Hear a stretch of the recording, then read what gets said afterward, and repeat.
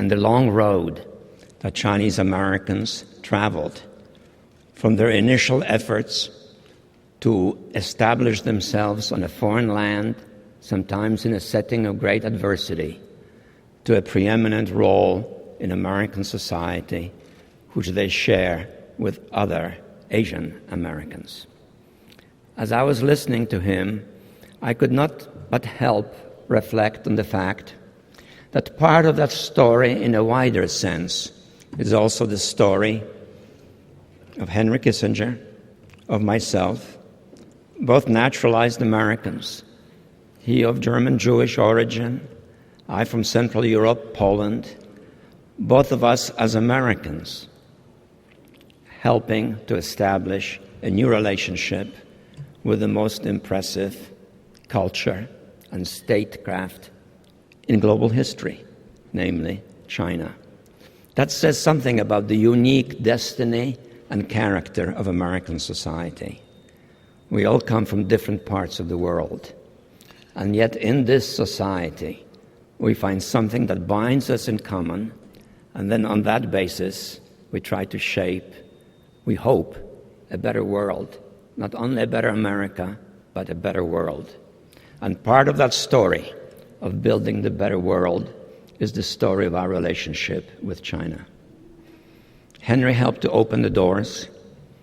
President Carter sent me later to walk through those doors and establish a binding relationship, a strategic political relationship. It was culminated for me in a very personal sense, from my wife and my children, by Deng Xiaoping's visit to America.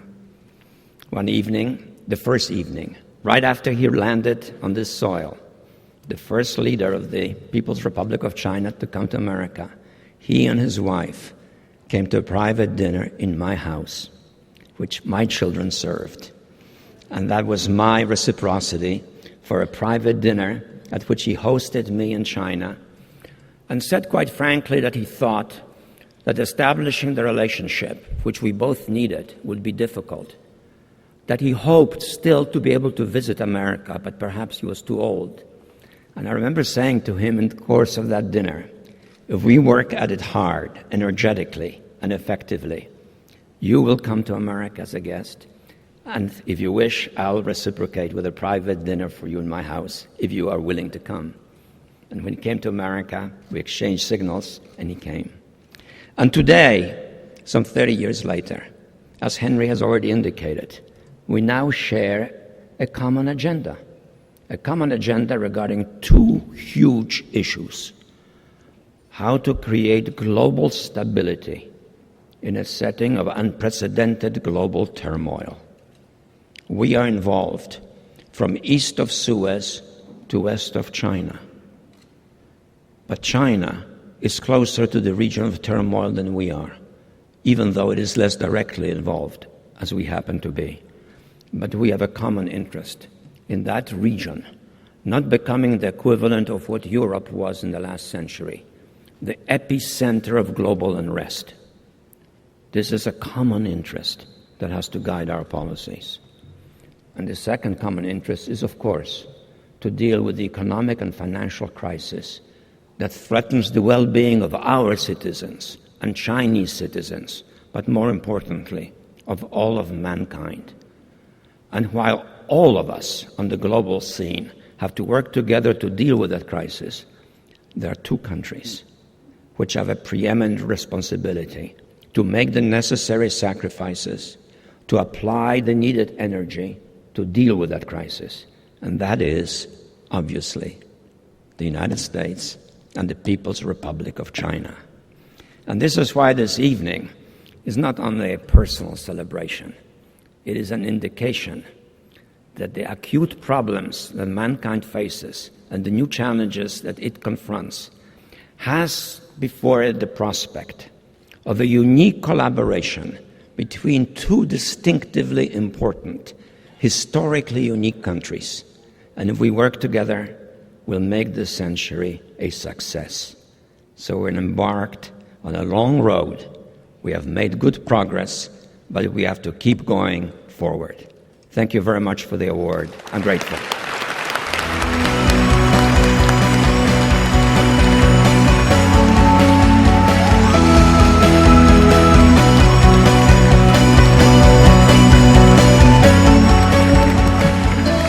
I'd like to introduce Calvin Tsao to introduce our next honoree. Calvin is one of the most innovative and original architects and designers. The co-founder of Tsao and McCown Architects has been worked all over the world, and most recently in mixed-use projects in Qingdao and Kuala Lumpur, as well as the Sichuan province. And today we have some wonderful news to share. The Smithsonian Cooper Hewitt announced the winners of the 2009 National Design Awards, it's in the New York Times just this morning, which recognizes excellence across a variety of disciplines. The 2009 National Design Awards nominations were solicited from a committee of more than 2,500 designers, educators, journalists, cultural figures, and corporate leaders from every state in the nation. Just this morning, Tsao and McCown Architects was named the winner in the interior design category. Congratulations, Calvin, on this most prestigious award. Ladies and gentlemen, Calvin Tsao.